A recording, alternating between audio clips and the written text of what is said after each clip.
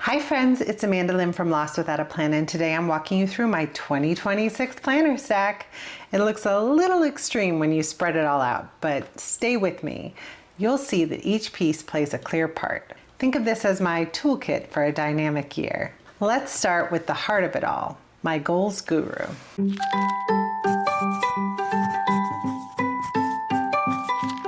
This year I'm keeping things simple and structured with the Makselife A5 Goal Companion Set. One book holds my annual goals, and the quarterly books offer the same amazing goal setting system that helped me stay on track without the hassle of the giant coil from last year. I just wrapped my annual goal series in these babies, and I'll be sure to link the playlist down below in case you missed it. For summer, I plan to make a seasonal switch to the Makselife Quarterly A5. This will replace my companion notebook during travel season, and the weekly spreads are a perfect addition to keep things light and efficient. You'll remember this past year I used the Makselife monthly spreads as my reading log.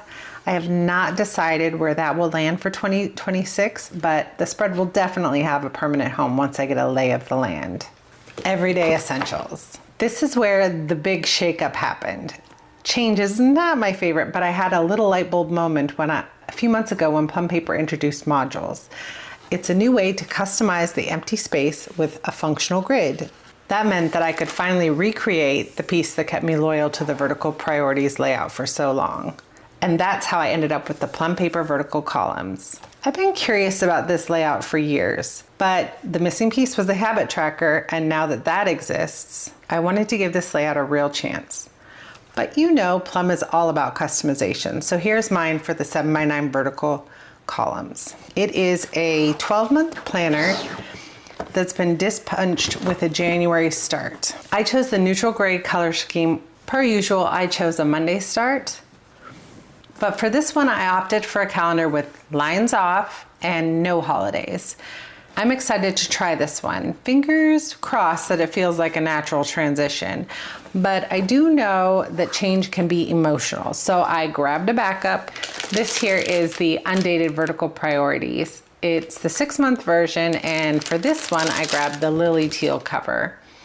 I also opted for dispersed pages in meetings and blog planning because it ends up being more cost effective if you do them together.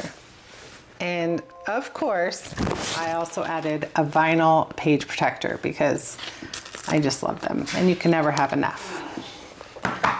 My thought is that for the vertical priorities undated, as you can see, it's missing the month on the first page.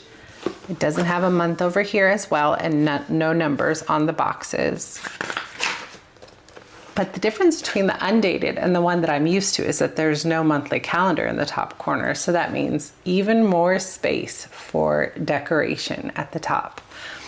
I did go with the blank habit tracker and the headers, priorities, and to do today, but I left this bottom box empty so that I can make it go the way that it fits. Now my thought here is that I can pop out a week and pop it in if for some reason I'm not feeling the vertical columns, but I still want to give the planner a chance. I could just pop in a week, and then I can glue dot or adhesive them here. It will make it a little thicker, but again, this is a disc bound, so I can always move things back to the way I had it last year, where one planner per quarter, but this time I wanted to switch it up and have like half the year in one book and half the year in another, because I don't really like the giant discs, so I use the smaller discs.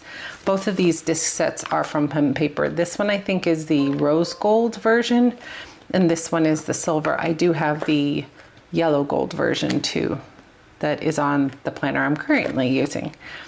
So this will be my everyday essentials, and then I also wanted to switch it up and have something on the go. These guys here will serve as a lightweight everyday carry for Q1 and Q2, since I do have a lot of meetings on deck and I know I'll need a paper planner with me. These are the Plum Paper A5 Horizontal Priorities. Yes, I said horizontal priorities. This right here is going to replace my daily content planner from last year. Since I never really filled in any of the daily pages, I decided to try an A5 weekly to house my priorities, lists, and quick notes this year. For Q1, this is the diagram pattern in blue, and then I grabbed the diagram pattern in green for the second one. I do have to say that the cover on this one, it's a little bit waxy, and I have used the saddle stitch books in the past, and they haven't been shiny like that. I mean, there's a little shine, but it's just where the color is. So maybe it's because I picked a all over color that it's like that, whereas this one felt like it was more, I don't know, less waxy. It just feels different. So I don't know if I ordered something wrong or they changed their paper, but it is a thick cardstock on the front and the same Plum Paper insert paper that I love so much. I did print out the vertical priorities in the A5 size as well as the horizontal to try them before I submitted, but those vertical columns in the A5 are just tiny. Even if I was 100% conscious of every letter, I think I'd still write too big. So that is why the horizontal won this round. The bonus is that it lays pretty flat. As you can see, I only bought 6 months in the sewn style because I figure it will allow me to test the layout without committing for the full year to this horizontal. And so I can also reassess around Mother's Day, since I know that Plum often has a sale at that time of year. And the hidden hero for this is this A5 handmade leather trifold folio. This is from the Left Hand Press on Etsy. I'll make sure to link it down below. And it's navy blue. Isn't that pretty? I don't know if it's coming up on the screen. You can kind of see it with better with the blue. It's definitely blue and not black. I figure that all of my A5 pieces will live in this for an easy carry, so I'll probably have, so I'm assuming it will house one of my A5 planners, one of my A5 goals, and possibly a lined notebook. This one here is also from Makselife. I think it was part of the rainbow pack. And then it will just close up nicely and I can take this on the go. So I'm really looking forward to this. Next up, the Family HQ. This here is the Joe from Laurel Denise, and she will be continuing her reign on my household. Technically, this is my husband and Violet's calendar. I fill it in once a month, and then I leave it to serve as the family's personal assistant in our high traffic space. We are only 6 months in, but it has definitely earned its place on the pedestal.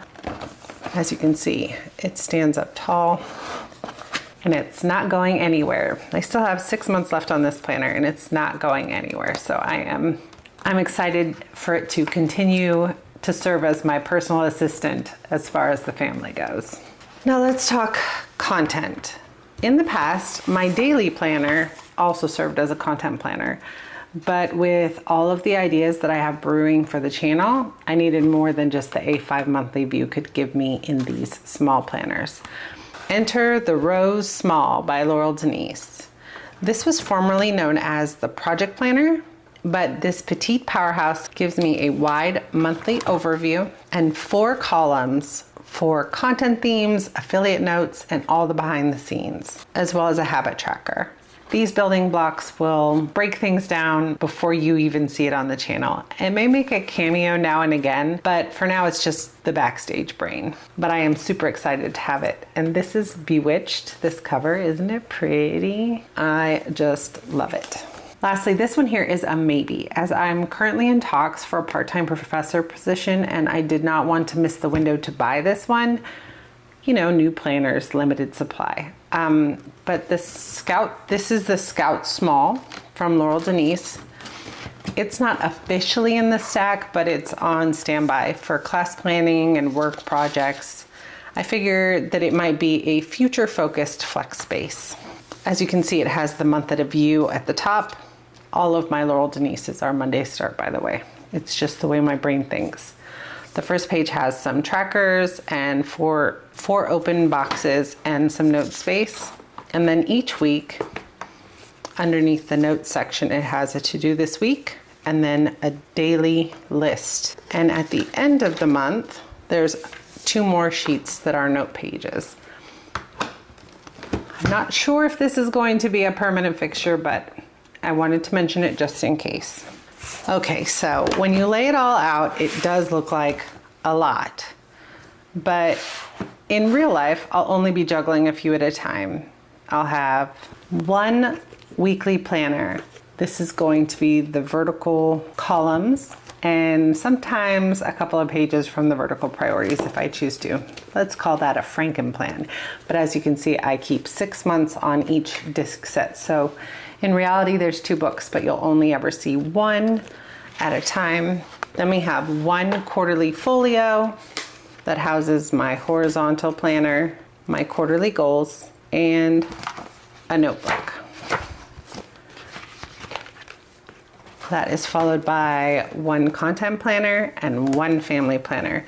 But as we said, this one really belongs to them and not to me. And on the sidelines, I'll have my annual goals. So technically that's 3 planners for me and 1 for the household. And the backups do not count. That's my story and I'm sticking to it. Thanks so much for hanging out with me today and giving me the space to feel a little overwhelmed while still narrowing things down. Please don't forget to subscribe so that you don't miss out on any of the fun. Happy New Year, friends. I can't wait to plan a beautiful year with you. May 2026 be fruitful and kind to us all. Bye for now.